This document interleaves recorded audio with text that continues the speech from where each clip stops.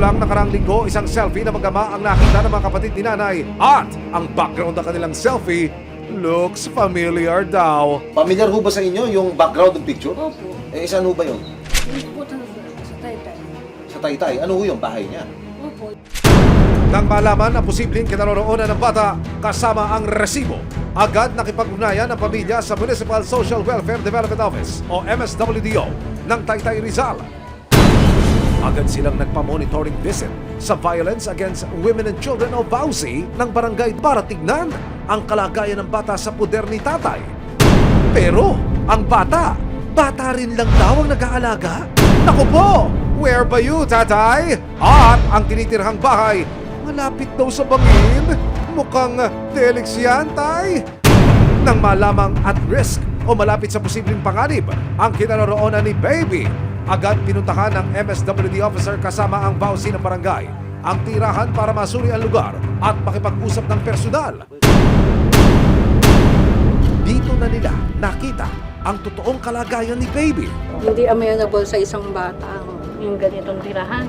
Mas maganda po siguro doon sa side ng nanay, titignan po natin yung kondisyon po ng bata. Masyadong open yung bahay. Mamaya may biglang pumasok, ano mangyari sa mga bata.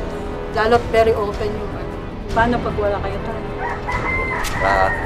Umaga lang naman po, umalis pa. Hindi natin masasabi ang security ng bata, lalo't may babae kayo. Sinasabi po namin to para magsikap pa kayo para sa mga anak ko. Matapos sa naging pagsusuri sa sitwasyon ng bata sa piling ng ama, inimbitahan siya sa barangay kung saan naghihintay ang pamilya ni nanay. Tinext kita na ipakita mo yung bata sa nanay. Ang sagot ko sa akin, hanapin naman sa kabilaan. Yeah. Sa Manila lang naman.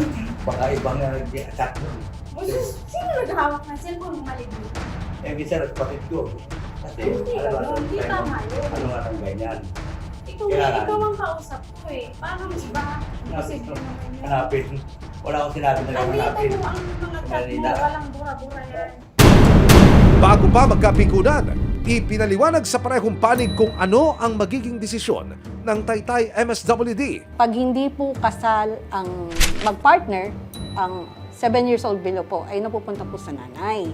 Pero si tatay, laban kung laban daw para sa kanyang karapatan. Sa akin naman pati ma'am, siyempre, anak ko nga, gano'n na.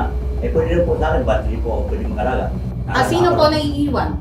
Anak ko rin po. Ilang taon po yung bata? 13 po.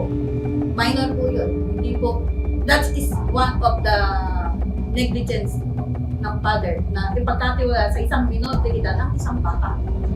Dapat po may nagsusupervise po na Tatay ko po na po. sa bibig nyo po nang galing na isang Opo, pero, 13 years old po ang nag-aalaga. Opo. Wala pong nagsusupervise. Tapos kinokontra nyo ngayon dahil nahuli po kayo. Paano po magyari pa? Dapat po, di ba, sa laray? Opo. Paano po maalaga na stop up?